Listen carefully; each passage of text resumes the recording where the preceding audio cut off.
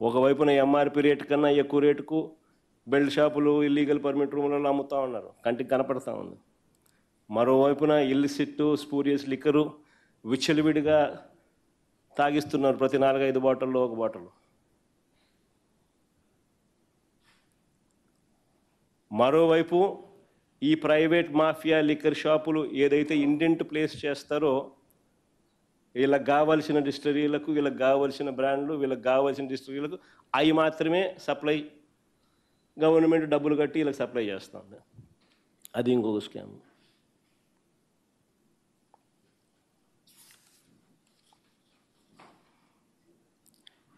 నిజంగా ఆశ్చర్యం కలిగించే విషయాలు ఇవన్నీ.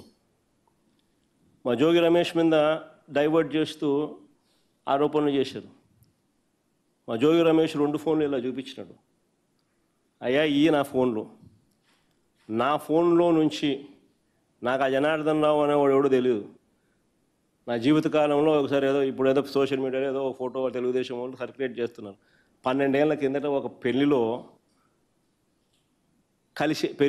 ఆయన కూడా పెళ్ళికి వచ్చినప్పుడు ఆ ఫోటో తీసిన ఫోటో అది. అసలు ఆ మనిషితో నాకు పరిచయాలు లేవు, మాట్లాడే సంబంధాలు లేవు, అది సత్సంబంధాలు అంతకన్నా లేవు.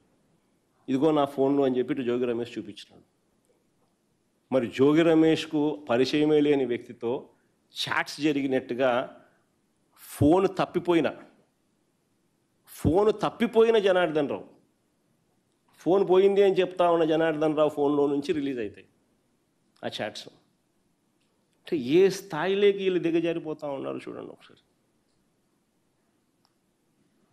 అంటే ఒక ఫ్యాబ్రికేట్ చేసే కార్యక్రమం, ఏకంగా వాళ్ళ ఫోను తీసుకోవడము, ఆ ఫోన్లో చాట్స్ వీళ్ళే జనరేట్ చేయడము, మళ్ళీ ఎవరైనా కోర్టుకు వెళ్ళి మా జోగి కోర్టులో కేసు వేసినాడు, సిబిఐ ఎంక్వైరీ అడుగుతూ ఈ పాట చూపిస్తూ. అప్పుడేమంటారు, ఫోన్ లేదు పోయిందని ఆయనే కంప్లైంట్ ఇచ్చినాడు, ఫోనే లేదు కదా అని వీళ్ళు అంటారు. కానీ ఈ లోపల డ్యామేజ్ చేస్తూ ఉన్నారు కదా డైవర్షన్ పాలిటిక్స్లో. అంటే ఒక మనిషిని, ఒక వ్యక్తిత్వ హరణం కాదా ఇది అని అడుగుతా ఉన్నా. నువ్వు చేసింది తప్పు, ఒక ఎదవ పని. ఆ ఎదవ పనిలో టాపిక్ని డైవర్ట్ చేసేందుకు ఇంకొక మనిషి మీద అమాండాలు వేయడం, ఇరికిచ్చే కార్యక్రమం చేయడం, ఇరికిచ్చే కార్యక్రమంలో ఏకంగా ఎవిడెన్సెస్ క్రియేట్ చేయడం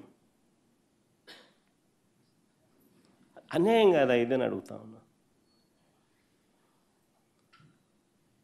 మొన్న ఇంకొక నీరికిచ్చే దానికోసం 11 కోట్ల రూపాయలు డబ్బులు తీసుకొని పోయి, వీళ్ళ డబ్బులు తీసుకొని పోయి ఆడబెట్టి ఆ డబ్బులు లిక్కర్ స్కామ్ అని చెప్పి తీరా వీళ్ళు పోయి ఆ డబ్బులు నోట్ల మీద ఉన్న నోట్ల నెంబర్లు ద్వారా ఎవరి బ్యాంక్ అకౌంట్లో నుంచి డ్రా చేసినారు, ఎప్పుడు డ్రా చేసినారు డీటెయిల్స్ ఇమీడియట్లీ తెప్పించండి అని చెప్పి వీళ్ళు కోర్టులో ఫైల్ చేసినారు కేసు. ఆర్బీఐకి లేఖలు రాసినారు. ఎవరు? ఆరోపణలు ఎదుర్కొంటున్న వాళ్ళు. వెంటనే మాటలు లేవు. ఎక్కడైనా కానీ 11 కోట్ల రూపాయలు ఎక్కడైనా ఇటువంటి డబ్బులు దొరికితే ఏం చేస్తారు? డబ్బులు పక్కన పెడతారు కదా ఎవరైనా. పక్కన పెట్టలేదని చెప్పేసి కలిపేసినామంట. ఎవరైనా కలుపుతారా డబ్బులు? అంటే వీళ్ళే డబ్బులు ప్లాంట్ చేస్తూ ఉన్నారు. అది ఇంజనీరింగ్ కాలేజ్ డొనేషన్ల డబ్బు.